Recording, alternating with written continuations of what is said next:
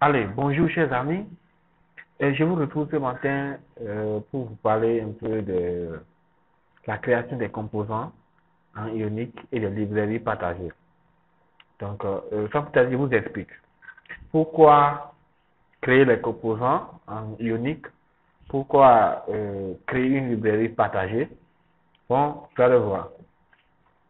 Ouais, ici, par exemple, nous avons notre head bar. D'accord? Et voilà. Un peu comme vous pouvez le voir sur mon écran. Mais si je change de page, voilà, sur liste. Vous voyez déjà ici, ça change. Donc, ce qui veut dire quoi? Donc, les propriétés que j'ai appliquées à ce niveau, je dois réappliquer ces mêmes propriétés ici. Donc, ce qui est un peu chiant, alors que je veux pouvoir répliquer ça sur toutes les pages. Imaginez qu'on me dit non, c'est pas comme ça, je dois écrire accueil, je dois changer le mot, ça veut dire que je dois aussi rechanger dans tout le projet, le design de certains composants. Donc, c'est de là l'idée de créer des composants personnalisés. D'accord? Et vous créez des composants en Unix, c'est très simple. Nous allons, sans plus tarder, nous allons commencer. Donc voilà, un peu, je viens ici. Mettez Unix G, C. Donc, je vais le stocker dans le dossier component, bar, default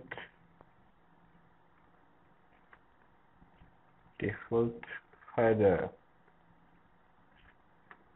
Comment je vais mettre défaut la barre par défaut que je vais utiliser dans mon projet.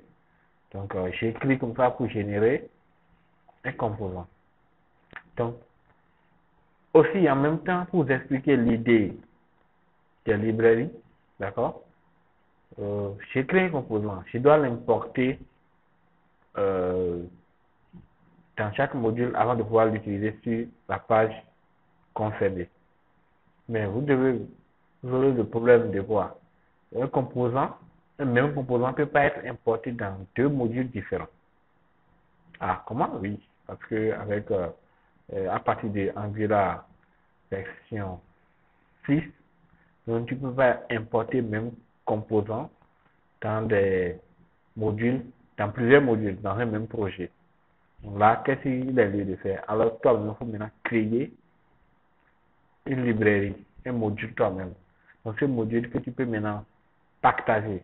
Alors qu'un module, tu peux l'inclure dans plusieurs modules encore pour utiliser les composants encapsulés à l'intérieur de ce dernier.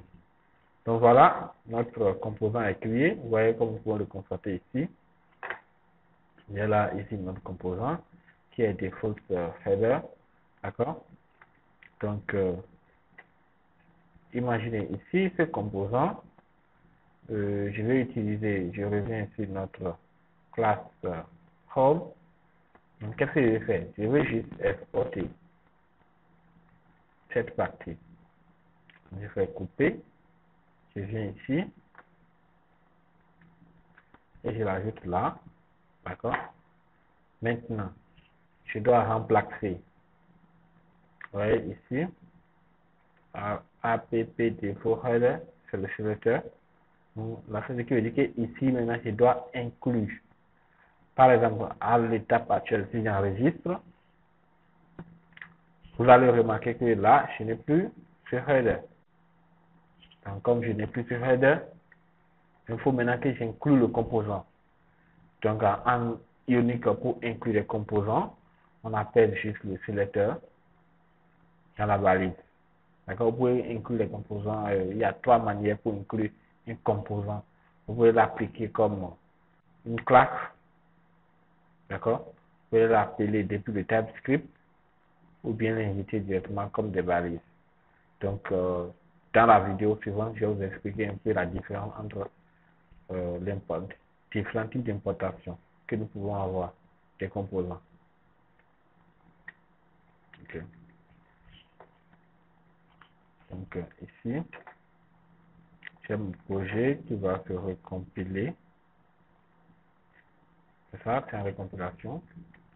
Donc pendant ce temps, je vais profiter et ajouter notre composant ici. Donc, vous allez voir par défaut aussi, je vais rajouter, on va voir quelle sera sa réaction. Bon, on va d'abord ouvrir la balise. Ça, puis fermer.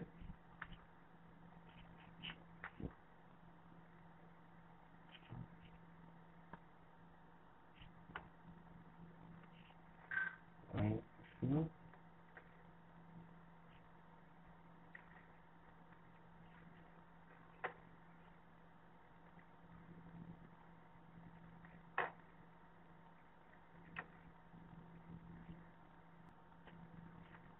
Vous voyez un peu ici, nous n'avons plus notre page par défaut. Voilà ici, dès que je viens d'ajouter ceci dans le projet, vous voyez, ça souligne déjà que je n'ai pas que ça. Donc, qui ne reconnaît pas ce composant. MapDB is not a cone element. Après, there is not an angular component. Vous voyez un peu? Donc, ceci, c'est que veut dire quoi? Il faut que je l'importe dans la déclaration. Donc, je vais l'utiliser au niveau de home page. Donc là, je viens ici, je vais dans home module.txt et je vais l'importer. D'accord? Dans la déclaration ici, je dis que je vais aussi utiliser composant default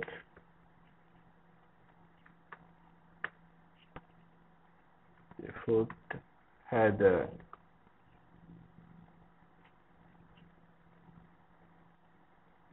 Donc, je l'inclus aussi ici. Importation default header. Donc, je viens là.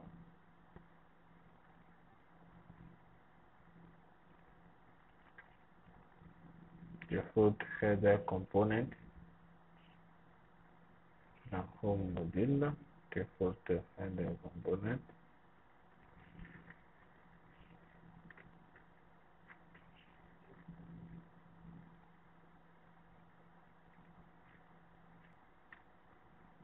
Donc, c'est l'erreur dont je vous parle ça. Vous voyez, ça dit error template, pass error app default is not. Voilà, donc là, déjà, je vais l'importer ici. Dès que je l'importe ici, j'enregistre. Nous allons constater la différence.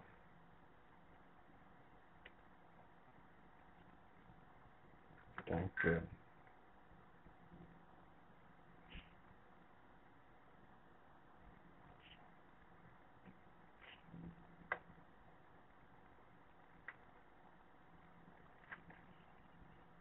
et là, ça sera pris en charge. Maintenant, notre deuxième problème qui va se poser, c'est quoi? Nous allons utiliser encore ce même default component au niveau de liste, au niveau de list page. D'accord? Donc, ça veut dire que je vais remplacer encore tout ce header par ce list page. Donc là, ici, je commande déjà par supprimer ceci, le temps que le projet se réactualise.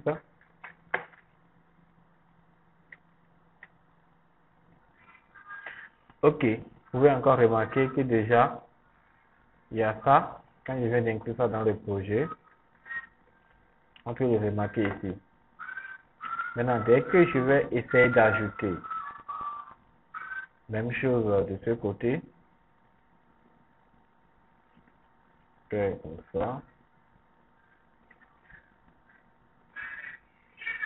de ce côté, et l'importer aussi dans la classe du module.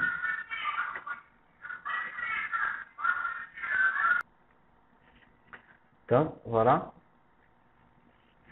Je viens dans module, liste module. Je vais encore l'importer là. C'est là où vous allez voir le problème que j'étais en train de soulever. Default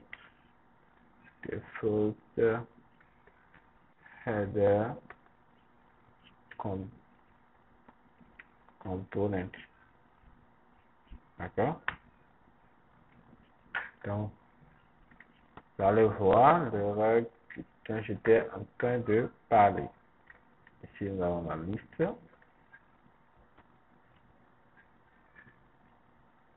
Pour que je n'importe de l'autre côté. Au niveau de liste pour module, je ne vais pas importer. Je vais faire ça. Je vais importer ça d'ici. Je vais enregistrer. Donc,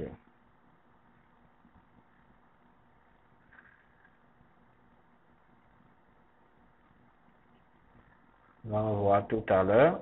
Ça va clasher un peu. Et là, je vais vous dire comment résoudre ce problème. Ok, vous voyez déjà, quand je clique ici, je vais sur le list page. Voilà, ça me dit error in type default is part of the two modules. Vous voyez, donc ça me dit déjà que j'ai importé default header dans deux modules différents. Donc, ce qui n'est pas possible. Donc, du coup, ça crache. Mais là, ça veut dire que mon problème n'est pas encore résolu. Je dis, je vais factoriser, alors ça reste encore. Donc, je vais vous montrer dans la partie de cette vidéo comment résoudre ce problème. Et encore un autre problème primordial à régler. C'est-à-dire quoi? Ici, vous voyez, ici, par défaut, qu'est-ce qu'il y a mis ici? Donc, c'est header. Vous voyez. Donc, c'est header. Et puis, j'ai ici accueil. Mais ce n'est pas accueil, je vais écrire sur toutes les pages. Par exemple, sur l'autre page, j'ai mis une liste. D'accord? Donc, je vais pouvoir aussi mettre les noms là dynamiquement. OK? Ici, sur les autres pages, je ne vais pas avoir le menu, ce menu, mais je vais avoir le menu de retour. Donc, comment gérer ça? Comment gérer ça dynamiquement? Comment gérer ces noms? D'accord? Avec les composants. Donc, je vais vous montrer ça dans la partie 2 de cette vidéo. Merci et on se retrouve dans la partie 2.